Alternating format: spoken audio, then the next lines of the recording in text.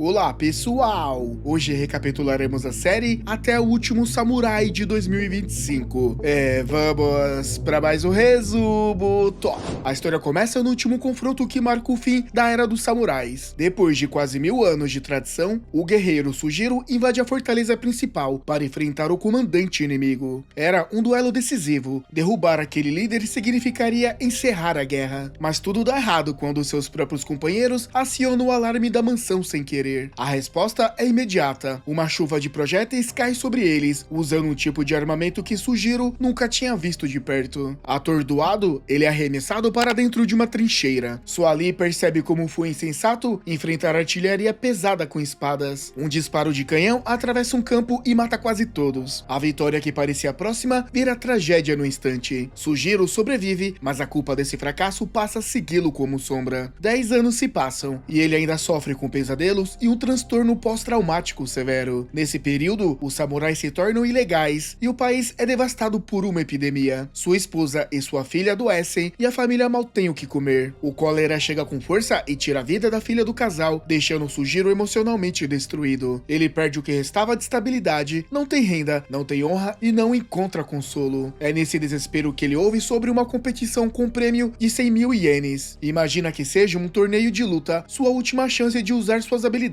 mas descobre que o nome Kodoku não anuncia um torneio, e sim um jogo mortal de sobrevivência. Uma versão antiga e brutal de Round 6, onde cada passo é pago com sangue. O templo de partida é o templo de Ryuji, o destino final é Tóquio, e o caminho tem 7 pontos de controle. Para avançar, são necessários pontos, e cada competidor recebe apenas uma etiqueta de madeira, valendo 1 ponto. 2 pontos para atravessar o primeiro portão, 30 para chegar ao final. A matemática é simples e cruel, todos vão precisar tirar pontos um dos outros. Os organizadores deixam claro que não existe rendição, que revelar qualquer detalhe a quem estiver fora do jogo é proibido e que o prazo é de 1 mês. Se alguém perder sua etiqueta por 10 segundos, está fora, e ser eliminado ali significava perder a vida. Quando o participante tenta fugir, é imediatamente baleado. O espírito do jogo fica evidente, avance ou morra. Assim que as regras são anunciadas, o templo mergulha no caos. A multidão se ataca de todos os lados, transformando o local num massacre frenético. Sujiro luta contra o próprio trauma, hesitante antes de levantar a espada. A brutalidade do ambiente o paralisa até ouvir o grito de um jovem pedindo ajuda. Ketsuki Futaba, praticamente da idade de sua filha Teria, está prestes a morrer depois de terem roubado sua etiqueta. Sujiro reage, recupera o item e a puxa para longe do tumulto. Os dois escalam uma torre de tochas, enquanto outros competidores sobem atrás deles como uma onda desesperada. Depois de muito esforço, atravessam o primeiro portão ainda vivos. Mas a perseguição não acaba. Kanji, um samurai que entrou no Kodoku apenas para medir forças com o lendário Manslayer, segue Sujiro com ferocidade. Ele quer confronto, não sobrevivência. Sujiro se defende sem atacar, evitando voltar ao monstro que já foi. Quando a luta começa a virar contra ele, Futaba consegue um cavalo e os dois escapam por pouco. Mais tarde, Sujiro tenta convencer Futaba a abandonar o jogo. A jovem recusa, sua aldeia sofre com o cólera, as crianças do templo não têm ajuda e sua mãe está gravemente doente. Ela entrou no Kodoku porque não existe outra saída. Carrega uma responsabilidade pesada demais para sua idade, mas continua firme. Naquela noite, surge Kyojin, o competidor que antes tinha ajudado Sujiro a conseguir o segundo ponto. Ele propõe uma aliança e afirma que, pela quantidade de etiquetas e participantes, só 9 chegarão ao fim. Quer que eles façam parte desse grupo e pede que investiguem juntos se o prêmio é real. Dá 3 noites para que decidam. A dúvida sobre a verdade por trás do jogo começa a crescer. Enquanto isso, Kanji transforma as aldeias inteiras em armadilhas para atrair oponentes fortes. Ele mata inocentes sem ligação com o Kodoku, apenas para provocar alguns guerreiros dignos de enfrentá-lo. Isso atrai o Kyu Miyokyu, o guardião da nobreza. O Kyu entra no jogo para tentar restaurar seu clã, após ser abandonado pelos nobres na queda dos samurais. No duelo entre os dois, o Kyu demonstra técnica superior, desarma Kanji mais uma vez, mas acaba morto mesmo assim. Sujiro e Futaba seguem direções às zonas urbanas, e encontram um grupo de samurais frustrados, cansados e sem esperança. Dizem que só queriam ganhar dinheiro, não participar de uma carnificina. Um deles arranca a própria etiqueta para testar se o aviso era real. Nada acontece por alguns instantes. O grupo acha que tudo não passava de um blefe. Mas segundos depois, os som de disparos confirmam a verdade. Eles são executados imediatamente. Aquela violência repentina desbloqueia algo dentro de Sujiro. O trauma o alcança outra vez, mas desta vez seu olhar retorna mais frio e preciso. O Manslayer Slayer desperta.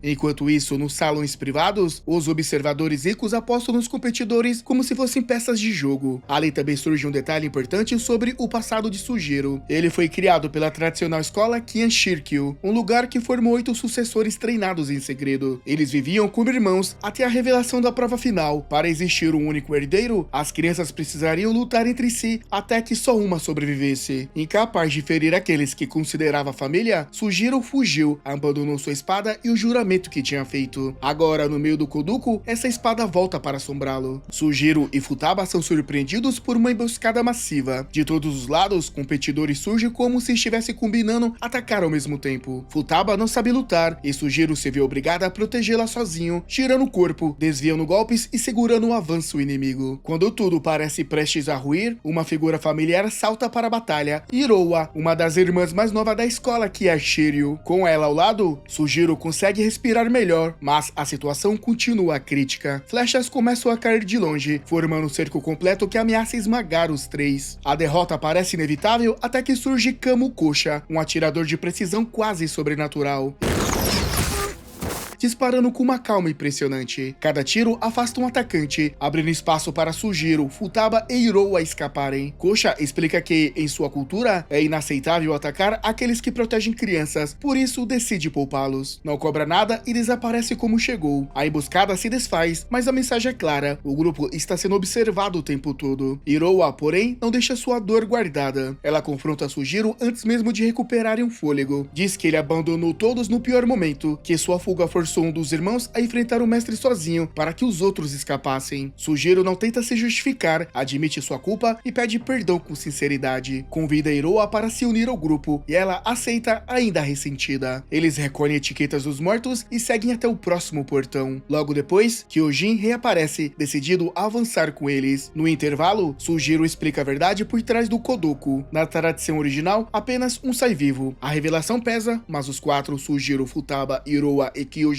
optou mesmo assim por formar uma aliança tensa. A união é frágil, construída mais pela necessidade do que pela confiança. O inimigo que perseguia Sujiro finalmente ganha rosto. Gentosai. Quando eram crianças e o mestre anunciou que teriam de lutar entre si, ele avisou que Gentosai caçaria quem tentasse fugir. Todos acharam que era só um mito cruel para assustá-los, mas o mito cresceu, se tornou real e agora caminhava na trilha de Sujiro, afiando a lâmina com a paciência de um predador. Enquanto isso, em Tóquio, os rumores do torneio se espalham. A classe samurai acaba de ser destruída, mas alguém está os reunindo em segredo e o governo tenta entender o porquê. O ministro percebe que há algo terrível acontecendo. Samurais estão se matando e os que se rendem são executados a tiros. A investigação sobre a origem desses rifles leva a 4 nomes poderosos: Mitsui, Sumitomo, Yasuda e Mitsubishi, os hippies que apostam no torneio e os mesmos Aibatsu que sustentam o governo Meiji. Aos poucos, outra verdade aparece. Gentosai vem caçando sobreviventes de Kiarashuri há tempos. Já matou 2 e Iroha, junto dos outros ainda vivos, percebe que não conseguiriam enfrentá-lo sozinhos. Por isso decidiram atraí-lo ao Kodoku. Usariam o torneio como armadilha para reunir força suficiente e eliminá-lo. Mas Iroha ainda não contou isso a Sujiro e esse silêncio pesa na aliança. Kyojin então apresenta seu plano para desmascarar os organizadores. O primeiro passo seria retirar a etiqueta de um competidor e deixá-lo ser capturado. Se conseguisse encontrá-lo numa cela verdadeira, terão uma pista concreta. O segundo passo, descobrir para onde os corpos são levados. Para isso, preciso de alguém disposto a se passar por morto. O grupo se hospeda numa pousada simples, esperando descansar. Mas 2 competidores rivais já contrataram capangas locais, fingindo ser clientes. A emboscada explode no meio das mesas, derrubando madeira e utensílios pelo chão. Os bandidos lutam mal. Sujiro, Iroha e Kyojin neutralizam todos rapidamente. Depois, entregam um competidor às autoridades e protegem um jovem tímido que cruzou com eles pela primeira vez. Em seguida, as mulheres atraem os soldados do jogo até um corpo abandonado, Sujiro fingindo estar morto. O cadáver falso é levado para um galpão escondido. Lá, Sakura encontra o guarda com uma cicatriz no rosto chamado Sakura. Eles se conhecem desde a guerra, e esse reencontro revela que Sakura vem ajudando Sujiro secretamente. Logo fica claro que os organizadores têm acesso fácil a tudo. Eles alcançam o prisioneiro capturado sem dificuldade. Kyojin vai verificar e percebe o pior. 2 soldados o chamam pelo nome. Isso confirma que todos os seus passos são monitorados.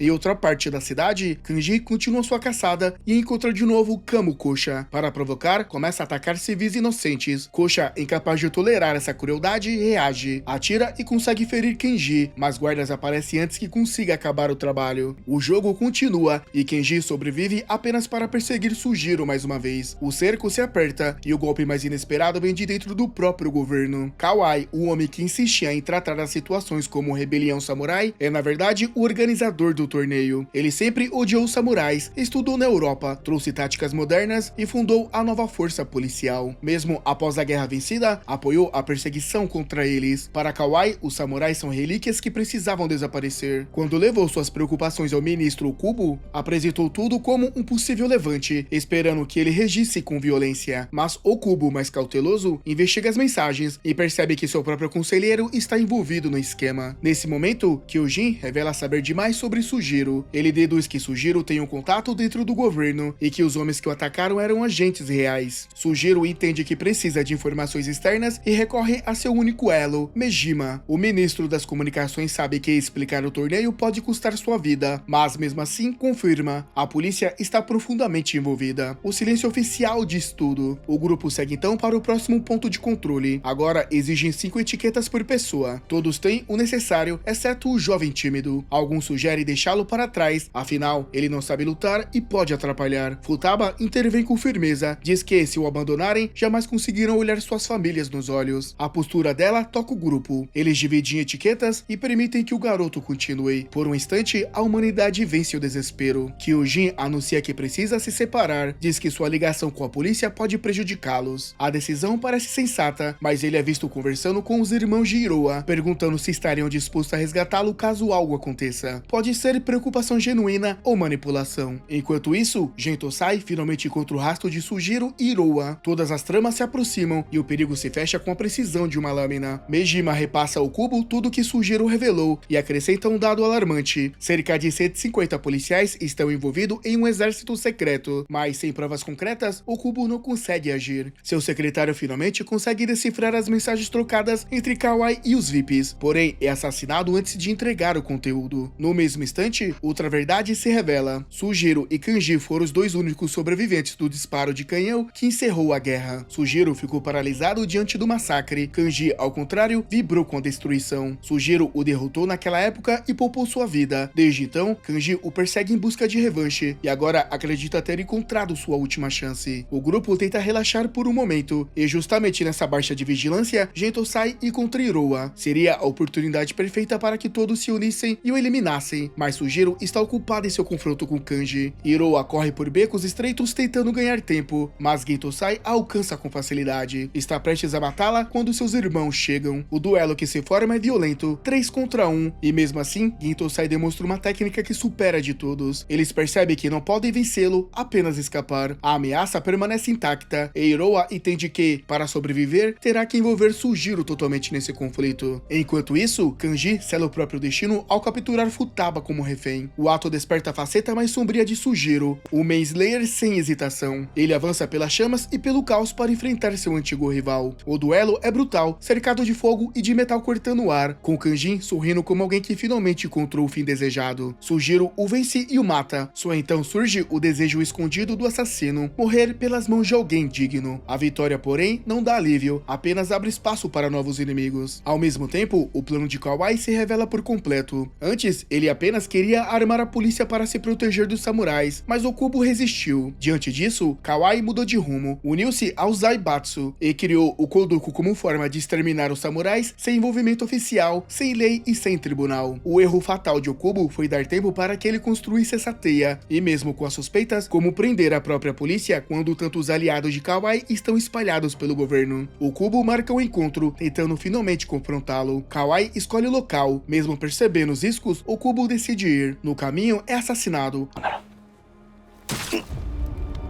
A única voz de alto nível que se opunha de verdade ao torneio é silenciada e o terreno fica livre. Nos salões privados, os VIPs celebram como se tivesse arrancado a última barreira. O número de competidores desce para 9, todos perigosos, todos prontos para a etapa final. Para os organizadores, o espetáculo verdadeiro está apenas começando. Mas nem tudo está sob controle. Mejima envia um recado secreto a Sujiro. Eles devem se encontrar em Tóquio. Essa reunião pode ser a chave para desfazer as tramas de Kodoku. A jornada continua, cada passo em direção à capital carrega o peso de uma sentença. A tensão não diminuiu. O mês avança como uma lâmina encostada no pescoço.